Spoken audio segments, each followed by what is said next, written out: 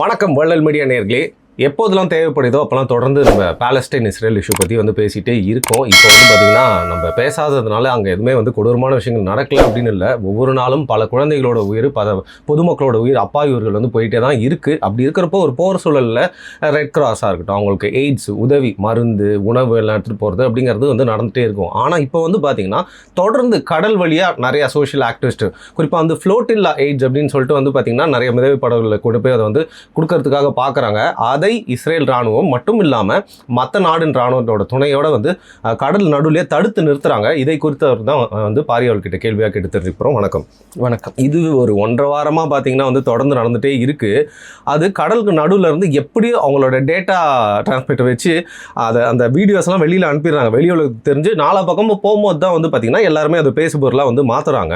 சரி, எப்போவுமே நம்ம பார்த்துருக்கோம், ஒரு ரெட் கிராஸ் அப்படிங்கிறது உள்ளே அலோவ் பண்ணிவிட்டு அவங்க போயிட்டு சிகிச்சை அளிச்சுட்டு அது எல்லா சைடுக்குமே பண்ணுவாங்க. அதே மாதிரி அந்த உணவு, அப்புறம் மருத்துவத்துக்கு தேவையான விஷயம்லாம் உள்ளே போயிட்டு வரும். அதை தடுத்து நிறுத்துகிற அளவுக்கு இந்த அளவுக்கு யாருமே கேள்வி கேட்க ஆளே இல்லையாங்கிற மாதிரி போயிட்டு இருக்கு. அடிப்படையில் இந்த செய்திகளை நான் இன்ஸ்டா பதிவுகளில் கொஞ்சம் ஷேர் பண்ணிட்டு இருந்தேன். ஆமாம், அதை பற்றி நம்ம தொடர்ச்சியாக பேசலாம்னு நினச்சேன். ஏன்னா அவங்க கிளம்பும்போதுலேருந்தே பேசலாம்னு நினச்சேன். ஆனால் தமிழ்நாட்டு அரசியல் சூழல், விஜயோட இந்த பிரச்சனைகள், அதே இந்த 1.5 வாரம் அதுவே போயிட்டு இருக்கனால நம்ம இதெல்லாம் பேச முடியாமல் போயிடுச்சு. அடிப்படை என்ன அப்படின்னு பார்த்தீங்கன்னா, இதை முதல்ல இருந்து நம்ம பார்க்கணும். ஃபஸ்ட்டு இந்த ஃப்ளோட்டிலா அப்படிங்கிறது இன்றைக்கி நேற்று பண்ணுற ஒரு விஷயம் இல்லை. இந்த பாலஸ்தீன் போராட்டம் காலகட்டத்திலிருந்தே இது ஆரம்பத்துலேருந்தே இருக்குது. எந்த அளவுக்கு இருக்குதுன்னு பார்த்தீங்கன்னா, நமக்கு 2010 ஃப்ளோட்டிலா ஃபஸ்ட் டைம் போனாங்க. சரி, அப்போ ஒரு பெரிய கப்பலில் போனாங்க. எகிப்திலிருந்து போனாங்கன்னு நினைக்கிறேன், திங்க் ஸோ. ஒரு பெரிய கப்பலில் போனாங்க. இதெல்லாம் எடுத்துகிட்டு, அது தேவையான உணவு, தேவையான உடைகள், தேவையான டென்ட்டு, இதெல்லாத்தையும் எடுத்துகிட்டு போனாங்க காசாவில் போயிட்டு சேர்ற மாதிரி. அப்போ இஸ்ரேல் எந்த ஒரு பொருளும் வரக்கூடாது, அதாவது காசாக்கு கடல் வழியாக எந்த ஒரு பொருளும் வரக்கூடாதுன்னு சொல்லி ஒரு தடையை போட்டிருந்தாங்க அந்த டைமில். அது போட்டிருந்ததை உடைக்கிறதுக்கு எகிப்திலிருந்து இந்த பெரிய கப்பல் போச்சு. இது 2010 இதை ஸ்டார்ட் பண்ணாங்க. அதாவது நீ யாரா தடையை போடுறது, நாங்கள் போய் மக்கள்கிட்ட போய் பொருளை கொடுப்போம்டா அப்படின்னு சொல்லிட்டு வந்தாங்க. அந்த கப்பலில் ஆக்சுவலாக என்ன பண்ணாங்கன்னா, இஸ்ரேல் ராணுவம் ஏறி சுட்டே கொண்டாங்க. அந்த எய்ட்ஸ் கொடுக்க வந்தவங்கள சுட்டே கொண்டாங்க. எனக்கு தெரிஞ்சு 8 பேரோ 10 பேரோ இறந்தாங்க. கொண்டு வந்தவங்க 25 பேரோ என்னமோ வந்தாங்க. அதில் 8 பேரோ 10 பேரையோ கொண்டுட்டு அவங்களாம் எங்களை தாக்க வந்தாங்க, நாங்கள் அவங்கள கொண்டுட்டோம் அப்படின்னு சொல்லி சொன்னாங்க. இது 2010 நடந்துச்சு. இதுக்கப்புறமும் ஒரு 2-3 முறை இதே மாதிரி முயற்சிகள் உலக அளவில் பண்ணாங்க. ஆனால் இப்போ பார்த்தீங்கன்னா, இப்போ திரும்ப இது தொடங்கி ஒரு எனக்கு தெரிஞ்ச ஒரு 30 நாள் இருக்கும். 30 நாள் இது தொடங்கி, இந்த இஷ்யூ தொடங்கி ஒரு 30 நாள் இருக்கும். இது என்னன்னு பார்த்தீங்கன்னா, குளோபல் சுமட் ஃப்ளோட்டலா அப்படிங்கிறது தான். இந்த ஃப்ளோட்டலாங்கிறது என்னன்னா, இந்த கப்பலில் போயிட்டு மக்களுக்கு கொடுக்கறது. இதுதான். அதுவும் ஒரு கப்பலாக இல்லாமல் உலக மக்கள் எல்லாம் ஒன்றா திரண்டு அப்படியே கொத்தா கப்பலில் போய் கொடுக்கறது. கப்பல் கிடையாது, குட்டி குட்டி யாச்சர்ஸ், இந்த மாதிரியான விஷயங்களில் போயிட்டு கொடுக்கறது. அவங்க வசதிக்கு தகுந்த மாதிரி அவங்க எடுத்துகிட்டு கொடுப்பாங்க. அப்போ இதை ஆர்கனைஸ் பண்ணி பண்ணுறாங்க. இதை ஆர்கனைஸில் மிக முக்கியமாக ரொம்ப பாப்புலராக தெரியப்படுற நபர்கள் அப்படின்னு பார்த்தீங்கன்னா, ஒரு எம்பி ஒருத்தவங்க இருக்கிறாங்க, ஸ்வீடன் சேர்ந்த ஒரு எம்பி ஒருத்தவங்க இருக்காங்க. அப்புறம் ஒரு சில நம்ம பேர்லாம் கிட்ட ஞாபகம் இல்லை, அந்த முக்கியமான அந்த டிபேட்ஸ்லாம் கலந்துக்கிற ஒரு ஆள் இருப்பார். அவர் இதில் கொஞ்சம் தெரிஞ்ச முகம். அதுக்கப்புறம் நம்ம கிரெட்டா துன்பர்க், அந்த அம்மா. அவங்கள பற்றி உங்களுக்கு தெரியும். அவங்க சின்ன வயசில் ஹவு டேர் யூ அப்படின்னு சொல்லிட்டு ட்ரம்ப் பேசிட்டு இருப்பாங்க. ஹவு டேர் யூன்னு சொல்லி சின்ன பிள்ளையா இருந்தாங்க. இப்போ சின்ன பிள்ளை தான், பெரிய வயசுலாம் இல்லை அவங்களுக்கு. சோஷியல் ஆக்டிவிஸ்ட் அவங்கெல்லாம் ஒரு போட்டில் கிளம்புறாங்க. இதை ரொம்ப வெல் டாக்குமெண்டடாக கிளம்பும்போது யூடியூப் வீடியோ மாதிரி விளாகிங் பண்ணி அதை போட்டுட்டே வராங்க. இப்போ தான் சேட்டலைட் மூலிமா கனெக்ட் ஆகிறதுக்கு நம்ம எலான் மஸ்கோடைய ஸ்டார்லிங்க்லாம் இருக்கனால ஏதோ ஒரு சர்வீஸ் மூலிமா அவங்க வீடியோஸ் அந்த போட்லேருந்து லைவ் போடுறாங்க. அந்த போட்டில் இருந்து அப்பப்போ வீடியோ ரெக்கார்ட் பண்ணி போடுறாங்க, உட்காந்து பேசி போடுறாங்க. அவங்க அங்கே சமைச்சு சாப்பிட்றது எல்லாத்தையுமே காமிச்சிட்டு இருக்காங்க. இதெல்லாம் எத்தனை நாளாக நடக்குதுன்னு பார்த்தீங்கன்னா, ஒரு 30 நாளாக நடந்துகிட்டு இருக்கு. 30 நாளாக நானும் ஃபாலோ பண்ணிட்டு தான் இருக்கேன். ஒவ்வொரு நாள் எங்கே என்ன பண்ணுறாங்கன்னா, எத்தனை போட்ஸ் வருது, ஏன்னா ஒரு கிட்டத்தட்ட ஒரு 25 படகுகள் அதில் சேர்ந்துக்கிறாங்க. சின்ன படகுகள், பெரிய படகுகள் எல்லாமே. சில பேர் பிரைவேட் போட் இருக்கும் பார்த்தீங்களா, 3 பேர் தான் போக முடியும். அந்த மாதிரி பிரைவேட் போட்ஸும் இதில் அடக்கம். அதே இல்லாமல் 30 பேர் 40 பேர் போகிற மாதிரியான யாச்சர்ஸ் இருக்குல்ல, அதுவும் இதில் இருக்குது. ஸோ இதில் வந்து ஒரு யாட்டு கீட்டுன்னு எல்லாமே ஆனால் எல்லாம் கப்பல் எதுவும் இல்லை, ஆனால் எல்லாமே சின்ன சின்ன போட்ஸு. வெவ்வேறு நாடுகள் இருந்து வராங்க, வெவ்வேறு நாட்டுடைய சிட்டிசன்ஸ், யூரோப்பியன் சிட்டிசன்ஸ் இருக்காங்க, முஸ்லீம்ஸ் இருக்காங்க, பாகிஸ்தானிஸ் இருக்காங்க. ஆனால் எனக்கு தெரிஞ்சு இந்தியன்ஸ் யாரும் இல்லைன்னு நினைக்கிறேன். ஓகே, அந்த 25 போட்லேயுமே எந்த ஒரு இந்தியன்ஸும் இல்லை, ஏன்னு தெரியல. பட்டு மற்ற பாகிஸ்தானிக்காரங்க இருக்காங்க, பங்களாதேஷிஸ் இருந்தாங்க, அதுக்கப்புறம் வந்துட்டு அதான் முஸ்லீம் கண்ட்ரீஸ்லேருந்து கிட்டத்தட்ட எல்லாருமே நிறையா பேர் இருந்தாங்க. அதில் யூரோப்பியன் கண்ட்ரீஸ்லேருந்தும் நிறைய பேர் இருந்தாங்க. இவங்க எல்லாருமே வந்து என்னென்னா இந்த காசாவுடைய இந்த மக்களுக்கு உதவிகள், நிவாரணப் பொருட்களை கொண்டு போய் கொடுக்குறதுங்கிறது தான் கான்செப்ட். அஃப்கோர்ஸ் இஸ்ரேல் கவர்மெண்ட் எப்போவுமே என்ன சொல்லும், இது ஹமாஸோடைய செயல் திட்டம். இந்த ஹமாஸ் எங்கே தான் இருக்காங்க எனக்கு ஒன்றும் புரியல. இப்போ காசாவே கண்ணில் காணோம், ஹமாஸ் எங்கே இருக்காங்க? இன்னும் ஹமாஸ்ன்னு ஊரை ஏமாற்றிக்கிட்டு இருக்குது இஸ்ரேல் கவர்மெண்ட்டு. ஏங்க, ஹமாஸுங்கிறது ஒரு ஆயுதம் ஏந்திய போராட்ட குழு அப்படின்னா, நீங்கள் இன்றைக்கி ஒட்டுமொத்தமாக காசாவே இல்லை, மக்களே டென்ட்டில் வாழ்ந்துக்கிட்டு இருக்கிறான். நீங்கள் பார்த்துருக்கீங்க, எங்கே இன்னும் பில்டிங்ஸ் இருக்குது, எங்கே ஆயுதத்தை வச்சு யாராவது சண்டை போடுற மாதிரி ஏதாவது காட்சிகளை பார்த்தீங்களா? எந்த ஒரு வீடியோலையுமே ஹமாஸ் கண்ணிலே படலை. ஆனால் இன்னும் ஹமாஸ் இருக்குதுன்னு இஸ்ரேல் வந்து சொல்லிட்டு இந்த போட்லேயும் ஹமாஸ் தான் வராங்க, ஹமாஸ் ஆயுதம் கடத்துறாங்க, கொண்டு வந்து ஆயுதங்களை கொடுக்க போகிறாங்க அப்படின்னு சொல்லி உருட்டிக்கிட்டு இருக்காங்க. இப்போ வரைக்கும் உருட்டிட்டு இருக்காங்க. இல்லை இப்போ ஒரு புது உருட்டு என்னென்னா, அந்த போட்ஸ்லாம் என்ன சொல்கிறேன் வரிசையாக. ஸோ இப்போ என்ன ஒரு 3 நாளைக்கு முன்னாடி என்ன ஆச்சுன்னு பார்த்தீங்கன்னா, அந்த இஸ்ரேலுடைய அது வரைக்கும் இன்டர்நேஷ்னல் வாட்டர்ஸ் இஸ்ரேலால் ஒன்றும் தலையிட முடியாது. ஆனாலும் இஸ்ரேல் சும்மா இல்லை, தலையிட்டாங்க. ட்ரோன் தாக்குதல் நடத்தினாங்க. ட்ரோன்ஸ் மூலயமா வந்து நெருப்பை போடுறது, ட்ரோன்ஸ் மூலயமா வந்து ஃபியூலை வந்து இது பண்ணி பற்றி விடுறது, இந்த மாதிரி வேலையெல்லாம் வந்து இஸ்ரேல். எப்படிங்க இவங்கெல்லாம் வந்து சோஷியல் ஆக்டிவிஸ்ட், சிவிலியன்ஸ் தானுங்க, இவங்கெல்லாம் எப்படிங்க அந்த மாதிரி பண்ண முடியும்? இப்போ ட்ரோனுக்கு யாருங்க பொறுப்பு? நாங்களா ட்ரோன் அனுப்புகிறோம்? சம்மன். எங்களுக்கு இந்த ட்ரோனுக்கும் சம்பந்தமே கிடையாது. ட்ரோனா என்னன்னே தெரியாது எங்களுக்கு. இதுக்கும் இஸ்ரேலுக்கு எந்த தொடர்பு இருக்க மாதிரி தெரியல அப்படிங்கிற மாதிரியே தான் சொல்லிட்டு இருந்தானுங்க. ஆனால் ஒரு சில போட்ஸை வந்து இவங்க வர்றதுக்குள்ளேயே, அதாவது இவங்களோட எல்லைக்குள்ளே வரதுக்கு முன்னாடியே முடிச்சு விட்டாங்க இந்த சென்ஸ் ரிப்பேர் ஆக்கி விட்டாங்க. ஸோ ஆட்டோமேட்டிக்காக அங்கங்கே அது வேறு ஏதாவது பக்கத்தில் இருக்க இடத்துக்கு அவங்க போயிடுற மாதிரி ஒரு சுச்சுவேஷன் வரும். இல்லை அந்த போட்டே மூழ்கடிக்கப்படலை எதுவும், பட் நான் சொல்கிறேன் சின்ன சின்ன தாக்குதல்கள் இந்த மாதிரி பண்ணி பயப்படுத்துறாங்க. சில ட்ரோன்ஸை வந்து பக்கத்துல இருந்து வெடிக்க வைக்கிறது. அப்போ என்ன ஆகும், ஒரு பயம் வரும்ல, நம்மளை கொன்றுவாங்கங்கிற பயத்தில் அவங்க போயிடுவாங்க. இருக்காங்க. பட் ஆனால் அங்கே வந்த போட்டில் இருந்த எல்லாருக்குமே வந்துட்டு உயிர் போனால் பரவாயில்ல, நாங்கள் சேர போகிறோம் அப்படிங்கிற ஒரு மைண்ட் செட்டில் வந்துட்டே இருந்தாங்க. இஸ்ரேல் வந்து அப்புறம் என்ன அறிவிச்சாங்கன்னா, நீங்கள் எங்களுடைய எல்லை பகுதிக்குள்ளே வந்தீங்க அப்படின்னா உங்கள் மேலே தாக்குதல் நடத்துவோம் அப்படின்னு சொல்லி சொன்னாங்க. ஸோ இப்போ அதுக்கு வந்து தாக்குதல் நடத்தக்கூடாதுன்னு சொல்லி யூரோப்பிய கவர்மெண்ட் தரப்புலேருந்து ஒரு சில பேச்சுவார்த்தைகள், தாக்குதல் நடத்தாதீங்க, அது வந்து தப்பாயிரும் அப்படிங்கிற மாதிரி. ஏன்னா எங்கள் சிட்டிசன்ஸ் இருக்காங்க அப்படின்னு சொல்லிட்டு அவங்க சொன்னாங்க. அப்போ ஆனால் எங்கள் எல்லைக்குள்ள வந்தால் நாங்கள் வந்து ஆக்ஷன் எடுப்போம் அப்படின்னாங்க. ஃபஸ்ட்டு தாக்குதல் நடத்தோம்னாங்க, அப்புறம் ஆக்ஷன் எடுக்கிறோம் அப்படின்னாங்க. அதே போல் இவங்க எல்லைக்குள்ளே போட்ஸ் வர போயிட்டு கைது பண்ணாங்க. என்ன இந்த இதில் இதுக்கு முன்னாடி நடந்த விஷயங்கள் எல்லாத்தையும் லைவ் வீடியோஸோ இந்த மாதிரி உடனே நெட்டில் போட்டு அப்லோட் பண்ணி அனுப்புகிற அந்த கான்செப்டோ முன்னாடி காலகட்டத்தில் இல்லை. அதனால போட்டில் ஏறி சுட்டாங்க, இது பண்ணாங்க. ஆனால் இந்த டைமில் வந்து பார்த்திங்கன்னா ரியல் டைமில் லைவ் வீடியோஸ்லாம் போயிட்டு இருக்கனால இவங்க தாக்குதல் நடத்துனதும் வெளியில் பரவாயிடுச்சு. இவங்க ட்ரோன் தாக்குதல் நடத்துனது, இவங்க வந்து தண்ணியில் நீந்தி வந்து அந்த போட்டில் ஏறுவாங்க, அவங்க இஸ்ரேல் ராணுவ அதிகாரிகள் அப்பெல்லாம் ஏறும் பொழுது அதெல்லாம் வீடியோ லைவ்லேயே போகும்போது இவங்களால அந்த தாக்குதல் நடத்த முடியல, பெரிய அளவு யாரையும் இது பண்ண முடியல, கைது பண்ணுறாங்க. எல்லாரையும் கைது பண்ணி இஸ்ரேலுக்கு கொண்டு போயிட்டாங்க. அதுக்கப்புறம் அவங்க என்ன சொல்கிறாங்கன்னா, அவங்க காசாவுக்கு எந்த ஒரு நிவாரண பொருளும் கொண்டு வரலன்னு சொல்லி இப்போ இஸ்ரேல் அஃபிஷியலாக அனௌன்ஸ் பண்ணியிருக்கு. அது வெறும் கையோட வந்திருக்காங்களா என்ன அப்படின்னு சொல்கிறாங்க. என்ன பொய் சொல்கிறான், புரியுதா? சும்மா இவங்க வந்து விளம்பரத்துக்காக பண்ணுறாங்க. நல்ல வேலைங்க ஆயுதத்தெல்லாம் வந்து எடுத்துகிட்டு வந்து கொடுக்குறாங்க, சொல்லாம விட்டானே. அது சொல்ல முடியாதுல்ல, ஏன்னா வந்திருக்கவங்க எல்லா நாட்டில் இருக்கவங்க வெவ்வேறு ஆளுங்க, இவங்க எல்லாம் லிங்க் பண்ண முடியாது. அப்பயும் அஃப்கோர்ஸ் இப்போ நம்ம இந்த ப்ராக்சி நடக்கும் பார்த்துருக்கீங்களா, இந்த கட்சிக்கு சப்போர்ட்டா அந்த கட்சிக்கு சப்போர்ட்டா இந்த கட்சி, எந்த கட்சின்னு சம்மந்தம் இல்லாமல் இவர் மீது கைது நடவடிக்கை எடுங்கள்லாம் சொல்லுவாங்கல்ல. அதே போல் இஸ்ரேலுக்கு ஆதரவாக சில பேர் இருப்பாங்க.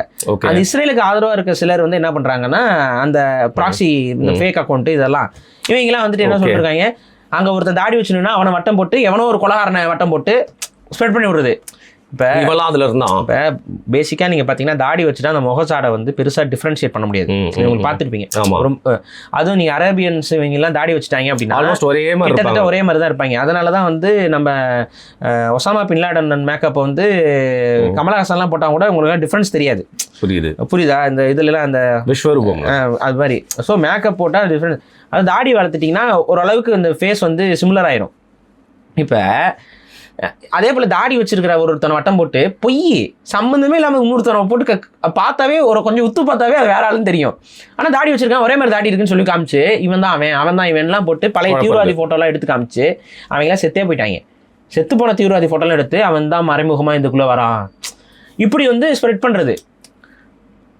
அப்போ எப்படி ஃபேக் ப்ரொபகண்டா. ஆனால் பட் என்னன்னா கீழே கமெண்ட் செக்ஷனில் முழுக்க வச்சு செய்கிறாங்க உலகம் முழுக்க. இப்போ இன்னொன்று நீங்கள் கவனிச்சிங்கன்னா இந்த ஃப்ளோட்டிலாவுக்கு சப்போர்ட் பண்ணி ஐரோப்பிய நாடுகள்லேயும் இன்னும் ஒரு சில ஈவன் பங்களாதேஷ் இங்கே எல்லாம் சரி முஸ்லீம் நாடுகளை விட்டுருங்க, பொதுவாக கிறிஸ்தவ நாடுகள் மற்றும் இருக்கக்கூடிய ஐரோப்பிய நாடுகள் மற்றும் யூஎஸ் இது எல்லா இடத்துலையுமே வந்து பார்த்திங்கன்னா பெரிய அளவு மாஸ் கேதரிங். விஜய்க்கு வந்த கூட்டத்தெல்லாம் விட, விஜயை பார்க்க வந்து வந்த கூட்டத்தெல்லாம் விட பன்மடங்கு கூட்டம். புரியுதா? சொல்றீங்க அந்த அடர்த்தியை சொல்கிறேன். ஆனால் யாரும் அங்கெல்லாம் சாவலை. ஏன்னா ஒரு கோட்பாடோட ஒரு சிந்தனையோட வந்தால் இந்த பிரச்சனைலாம் நடக்காது. பைத்தியக்காரத்தனம் பண்ண வந்தால் தான் பிரச்சனைகள் நடக்கும். அதையும் நம்ம சொல்கிறோம், ஒவ்வொரு முறையும் நான் சொல்கிறோம். ஏன்னா நாளைக்கே நம்ம விஜய் கட்சியில் சேர்றோம் அப்படிங்கிற மாதிரிலாம் சிலர் இப்போயே ஆரம்பிச்சுட்டு கமெண்ட் அடிச்சுக்கிட்டு இருக்கிறாங்கல்ல, அவங்களுக்கு நான் சொல்கிறேன். ஏன்னா அந்த ஒரு சித்தாந்தம் இருக்கும் பொழுது அங்கெல்லாம் எந்த ஒரு உயிரிழப்பும் ஏற்படலை. இத்தனைக்கும் காவல்துறை அங்கே தாக்குதல் நடத்துது, கைது பண்ணுது, அப்பவும் கூட ரெசிஸ்ட் பண்ணி தான் நிற்கிறாங்களே ஒழிய ஓடி போய் அடுத்த மிதிச்சுட்டு ஓடுற அந்த பழக்கம்லாம் இல்லை. ஸோ இதனால தான் கொள்கை என்பதும் கோட்பாடு என்பதும் ஒரு போராட்டத்திற்கு ஒரு கூட்டத்திற்கு ரொம்ப ரொம்ப முக்கியம் அப்படிங்கிறத நம்ம சொல்கிறோம். எவ்வளோ முக்கியம் இல்லை, ஊந்துதல் இல்லை அதுதான். ஆமாம், உயிரை கூட கொடுக்கலாம் அப்படிங்கிற. ஆமாம், நம்ம நல்லதுக்காக நிற்கிறோம், உண்மைக்காக நிற்கிறோம், ஏதோ ஒரு கொள்கைக்காக நிற்கிறோம், நம்ம உண்மையாக நிற்போம் அப்படிங்கிற ஒரு மைண்ட் செட்டில் நிற்கிறது தான் நம்ம இங்கே பார்க்குறது. அப்போ இங்கே நம்ம விஷயம் என்னன்னு பார்த்தீங்கன்னா, இந்த பாலஸ்தீனுக்காக இன்னைக்கு உலகம் முழுக்க பெரிய அளவு மக்கள் வந்து ஒரு அண்டர்ஸ்டாண்டிங் வந்துட்டாங்க. இன்றைக்கி இணையதளத்தில் தொடங்கி மெயின் ஸ்ட்ரீமில் தொடங்கி கேதரிங்ஸ் வந்து அளவுக்கு அதிகமாக இருக்குது. அப்போ இந்த நேரத்தில் வந்து இந்த போட்டில் வந்தவங்களுக்கு ஏதாவது ஒன்று ஒன்று ஆயிடுச்சு அப்படின்னா இஸ்ரேலுக்கு ஒரு பெரிய பேக்ஃபயர் ஆயிரும். ஸோ இஸ்ரேல் வந்து அவங்களெல்லாம் எதுவுமே பண்ணலை, கைது பண்ணி வச்சிருக்கு. சரி, அவங்க அப்படியே வச்சிருக்காங்க, கைது. ஒரு சிலருக்கு வந்து டிபோர்டேஷனுக்கு கையெழுத்து போட்டாங்க, ஏன்னா எங்கள் நாட்டுக்கு அனுப்பிடுங்கன்னு சொல்லி கையெழுத்து போட்டாங்க, அவங்கள அனுப்பிட்டு இருக்கிறாங்க. ஒரு சில பேர் நீ யாரா மயிறு, உன நான் ரெகனைஸே பண்ணல, உனக்குலாம் கையெழுத்து போட மாட்டேன்னு சொல்லிட்டு உட்காந்துருக்காங்க. ஸோ அவங்கள வந்து கையெழுத்து போட்டால் தானே அனுப்ப முடியும். ஸோ என்ன பண்ணுறதுன்னு தெரியாமல் அவங்களை இன்னும் அப்படியே வச்சுக்கிட்டு இருக்கிறாங்க. பட்டு அவங்களுக்கு சாப்பாடு இதெல்லாம் கொடுத்துட்டு இருக்கிறதா தான் இப்போ வரைக்கும் தகவல் இருக்குது. இதுக்கு அடுத்து வந்து பார்த்தீங்கன்னா கிரெட்டா துன்பர்க் அந்த பெண்ணுக்கு வந்து நோபல் பரிசு கொடுக்கணும்னு சொல்லி ட்விட்டரில் வந்து எக்ஸ் தளத்தில் பெரிய அளவில் ட்ரெண்ட் ஆகிட்டு இருக்கு. ஏன்னா உயிரை பணைய வச்சு வந்து மக்களுடைய அமைதிக்காக வராங்க போகிறாங்கன்ட்டு. கிரெட்டா பற்றி நம்ம முன்னாடியே பேசியிருக்கிறோம். அவங்க வந்து நம்ம வந்து அப்படியே முழுசாக அப்படியே நம்பி இது பண்ணுற ஒரு இல்லை, அவங்க சொல்கிற எல்லா கருத்தும் நம்மளால் ஏற்றுக்க முடியாது. ஒரு அது அவங்க வந்து ஒரு லெஃப்டிஸ்ட் பேஸ்டான ஒரு ப்ரொபகண்டா டூலாக தான் அவங்க இது வரைக்கும் இருந்திருக்கிறாங்க, இனிமேலும் இருப்பாங்க. பட் மேபி இந்த பாலஸ்தீன் இஷ்யூவில் அவங்க வந்து அதை பயன்படுத்திக்கிறதுக்கும் கூட அவங்க வந்து தன்னை முன்னிலைப்படுத்தி கொண்டு வரலாம். பட் ஆனால் இந்த போராட்டம் என்பது கிரெட்டா துன்பர்க் பண்ணுறாங்களோ பண்ணலையோ இது சரியான ஒரு விஷயம். அதை நம்ம வந்து குறைச்சி சொல்லக்கூடாதுங்கிறதையும் நான் சொல்கிறேன். இதுக்கு முன்னாடி அவங்களோட நடவடிக்கைகள் இதெல்லாம் வந்து சில லெஃப்டிஸ்ட் ஐடியாலஜிஸ்ட் பேஸ்டாக இருந்துச்சு, ஏற்றுக்கொள்ளும்படியா இல்லை. இங்கே பாலஸ்தீன் விஷயம் அப்படின்னு வரும்பொழுது இங்கே லெஃப்டிஸ்ட்டு ரைட்டிஸ்ட்டு இது வந்து குளோபலிஸ்ட் இப்படிலாம் நம்ம பார்க்க தேவையில்லை. இது வந்து திட்டமிட்ட இனப்படுகொலைங்கிறத நம்ம மறுக்க முடியாது. ஹியூமனிடேரியன் வியூவில் தான் நம்ம பார்க்குறோம். சில பேர் வந்து இதுலேயும் வந்து உட்காந்துக்கிட்டு நான் வந்து ரைட் விங்கை சார்ந்தவன், அதனால் நான் சங்கியாகத்தான் நடந்து கொள்வேன்லாம் இங்கே ஒரு குரூப் அலையும். அந்த மாதிரி குரூப் அந்த மாதிரிலாம் இல்லாமல் அங்கே சாகிறது மனுஷன், அங்கே கொல்றவன் ஒரு அயோக்கிய பைய. அந்த அயோக்கிய பையில நம்ம எதிர்த்து பேசுகிறோம். அங்கே இங்கே இவன் கொன்னா நான் பேச மாட்டேன், அவன் கொன்னா தான் நான் பேசுவேன், அவன் இது பண்ண. இன்னைக்கு வரைக்கும் அவன் ஹமாஸ் பூச்சாண்டி காமிச்சிட்டு உட்காந்துட்டு இருக்கான் இஸ்ரேலு. நீங்கள் இன்னைக்கு இருக்கிற பாலஸ்தீனத்தில் ஹமாஸ் இருக்குன்னு எவனா நம்புவானா? அதுவே குப்பைக்குளம் மாதிரி இருக்குங்க. அங்கே என்ன இருக்குது முதல்ல ஹமாஸ் இருக்கிறதுக்கு? டெய்லியும் ஒரு பில்டிங் இடிச்சுக்கிட்டு இருக்கிறாங்க. அவன் இருக்கிற பில்டிங் எல்லாத்தையும் இடிச்சுக்கிட்டே இருக்கான், குண்டு போட்டுக்கிட்டே இருக்கான். குழந்தைங்க செத்தாலும் பரவாயில்லங்கிறான். எத்தனையோ குழந்தைகள் செத்துருச்சு, வறுமையில் பஞ்சத்துலேயும் செத்துட்டு இருக்கிறாங்க. கொடுமையிலும் கொடுமை, குழந்தைகளுக்கு கொடுக்குற பால் பவுடரை கொடுக்கக்கூடாதுங்கிறான். அந்த இதில் வரும்ல அந்த நிவாரண பொருட்களில் பால் பவுடரும் கூட அவன் உள்ள அனுப்பல. இதில் என்ன ஆகும்னு பார்த்தீங்கன்னா, இந்த மாதிரி ஒரு சூழ்நிலையில் எங்கே இருந்தாவது வந்து எய்டு வருது, உதவி வருது அப்படின்னா கூட அவங்களுக்குள்ளே இருக்க அந்த வறுமை பசினால அவங்களுக்குள்ளேயே அடிச்சுக்கிறதுக்கும் நிறைய வாய்ப்பு இருக்குல்ல. அப்படின்னா அந்த மாதிரி ஒரு சூழ்நிலை தான் அது அப்படி இருக்காது. நான் ஏன் சொல்கிறேன் அப்படின்னா, அங்கே அடிச்சுக்கிற அளவுக்குலாம் தெம்பு இல்லை. எப்பான்னு இருக்காங்களா? ஆல்ரெடி இப்போ இப்படி போட்டு அடிச்சுக்கிட்டு இருக்காங்க. இதில் போய் அவங்களுக்குள்ளே வேறு அடிச்சுக்குவாங்களா? இருக்கிற வரைக்கும் உயிர் பழச்சா போதுன்னு வாழ்ந்துட்டு இருக்காங்க. இல்லை பாரு, எனக்கு இந்த டவுட்டு. இப்போ கரண்ட்லாம் நம்மளுக்கு கட் பண்ணிட்டாங்க, வெல் எஸ்டாப்ளிஷ்டு இது சப்ளை இருக்குது நம்மளுக்கு, வெஜிடபிள் சப்ளை, கிராசரி எல்லாமே இருக்குது. கரண்ட் ஆனால் கட் பண்ணிட்டாங்கனாலே நம்ம வந்து ஸ்தம்பிச்சு போயிடுறோம், நம்மளால் எதுவுமே செயல்பட முடியலங்கிற மாதிரி ஆயிரும். Then will find ways. Current இல்லை, உணவு இல்லை, இருக்கிறதுக்கு வீடு இல்லை, லைக் என்னன்னு எப்படி வந்து சர்வைவ் ஆகுறாங்க எனக்கு புரியல. தண்ணி எப்படி? தண்ணியே நிப்பாட்டினாங்க. உங்களுக்கு தெரியும், ஆரம்ப காலகட்டத்தில் வந்துட்டு நான் சொல்கிறது இந்த போராட்டம் ஆரம்பித்த காலகட்டத்தில் தண்ணி கொடுக்கக்கூடாதுன்னு சொல்லி பெரிய அளவு பண்ணி அதில் நிறைய பேர் செத்தாங்களே. தண்ணி கிடைக்காம நிறைய பேர் செத்தாங்களே. இப்போவும் வந்து இந்த அங்கே நிவாரணப் பொருட்கள் உள்ளே போகிறதே இல்லையா அப்படின்னா இல்லை, அப்படி சொல்ல, நிவாரணப் பொருட்கள் போகுது. புரியுதுங்களா? சில இன்டர்நேஷ்னல், அதான் நான் சொல்ல, செஞ்சிலுவை சங்கங்கள் இந்த மாதிரியான விஷயங்கள் மூலமாக நிவாரணப் பொருட்கள் உள்ளே போகிறது கொஞ்சம் போய்கிட்டு இருக்குது. பட் நீங்கள் குளோபலாக நிறைய பேர் நிவாரணத்தை போய் கொடுக்கும்போது தான் எல்லாருக்கும் கிடைக்கும். இவன் வந்து என்னன்னா, அதில் இன்னொன்று பார்த்தீங்களா, வந்து நிவாரணப் பொருட்கள் கொண்டு வந்த பொருட்கள்லாம் வந்து யூதர்கள் வந்து உடச்சி தரையில் தூக்கி போட்டுட்டு இருக்க வீடியோலாம் ஒன்று இருக்குது. செஞ்சிலுவை சங்கம் எடுத்துகிட்டு போகிறது, செஞ்சிலுவை சங்கம் மட்டும் இல்லை, வேறு ஏதோ ஒரு இது குரூப் எடுத்துகிட்டு வந்த நிவாரணப் பொருட்கள் எல்லாத்தையும், உணவு தான் எல்லாம், உணவு, கோதுமை மாவு, இந்த மாவு ஐட்டம் இதெல்லாம் இருக்குது, இது எல்லாத்தையும் போட்டு கீழே போட்டு டெஸ்ட்ராய் பண்ணிட்டு இருக்காங்க. அவங்களோட நோக்கம் என்னென்னா, நீ வெளியில் கூப்பிட்டு போயிரு. அவங்க ஓப்பனாக சொன்னால் நாங்கள் இப்படி தான் பட்டினி போடுவோம்னு இருக்க முடியாது, நீ வெளியில் போயிட்டே இரு, காசா விட்டு வெளியில் போயிரு. இதுதான் அவங்க வைக்கிற டிமாண்டு. ஆனால் அதுக்கான வழியும் இல்லைல்ல. அது வேறு தவிர வேறு வழி இல்லாதனால தான் இப்போ காசாலேருந்து மக்கள் வெளியில் போயிட்டு இருக்காங்க. இப்போ வெளியில் போகலன்னு நினைக்காதீங்க, மக்கள் எல்லாரும் அங்கே இருக்கிறாங்கன்னு நினைக்காதீங்க. எகிப்துக்குலாம் போகிறாங்களா? அங்கங்கேருந்து பக்கத்தில் நாடுகளுக்கு போகிறாங்க. பக்கத்தில் இருக்க நாடுகள் நீங்கள்லாம் வந்துட்டிங்கன்னா அப்புறம் காசாவே இருக்காதுரா, அதனால் வராதிங்கன்னு சில முஸ்லீம் நாடுகள் வந்து சொல்ல தொடங்கிருச்சு. அந்த முஸ்லீம் நாடுகளை பார்த்து காசா மக்கள் வந்து நாங்கள் வரலாமே, எங்கே சாக சொல்கிறியாண்ணே அப்படின்னு பார்க்குறாங்க. ஒரு சில நாடுகளுக்கு, சில நாடுகளில் சில உறவுகள் இருக்கிறவங்கலாம் ஃப்ளைட்டில் அவங்கள எப்படியாவது வர வச்சுக்கிறதுக்கு டிக்கெட்ஸ் போட்டு அவங்கள வந்து ஃப்ளைட் மூலமா வர வச்சுக்கிட்டு இருக்கிறாங்க. புரியுதுங்களா? இதுதான் நடந்துகிட்டு இருக்கு உலகம் முழுக்க. காசா மக்கள் வந்து அங்கேருந்து, அவன் நோக்கம் என்னென்னா, ஜியோனிஸ்டோட நோக்கம் இங்கே வந்து யூதர்கள் அப்படின்னு சொல்லும்போது நம்ம ஜியோனிசத்தை தான் சொல்கிறோம். யூதர்களையும் நல்லா 4 பேர் இருப்பான். அதை பற்றி சொல்லுங்கள். அங்கே போராட்டம் பண்ணுறாங்களே நிறைய பேர். யூதர்களுமே யூத மதத்தை பின்பற்றக்கூடியவங்க, ஜுடாயிசத்தை பின்பற்றக்கூடியவங்க கூட அங்கே வந்து போராட்டம் பண்ணுறவங்க பண்ணிட்டு தான் இருக்கிறாங்க. பெஞ்சமின் நெத்தன்யாகு நிறைய, ஆமாம், அந்த ஆளோட கவர்மெண்ட்டில் இருக்க மிஸ்டேக்ஸை மறைக்கிறதுக்கு தான் இந்த இனப்பொருளையே பண்ணுறாங்கிற ஒரு குற்றச்சாட்டு அவங்க கிட்ட இருக்குது. அங்கேயும் ஒரு டபுள் குரூப் இருக்குது. இப்போ இந்த போரை பயன்படுத்தி ஒட்டுமொத்த இஸ்ரேலையும் ஒரு பக்கம் வச்சுக்கிட்டு அந்த ஆள் வேலையை பார்த்துட்டு இருக்காருங்கிறது தான் கான்செப்ட். சரி, இப்போ இங்கே என்ன அப்படின்னு பார்த்தீங்கன்னா, இந்த குளோபலாக இப்போ யூதர்களுடைய பேர் எந்த அளவில் இருக்குது அப்படின்னு பார்த்தீங்கன்னா, சுத்தமாக டேமேஜ். யூதருக்கு சப்போர்ட் பண்ணாலும் அடி, யூதர்களை பற்றி யூதர்களுக்கு வக்காலத்து, இது இந்தியாவில் மட்டும்தான் கொஞ்சம் வந்து இன்னும் அந்த அளவுக்கு இல்லை, ஹேட்டராக இல்லை.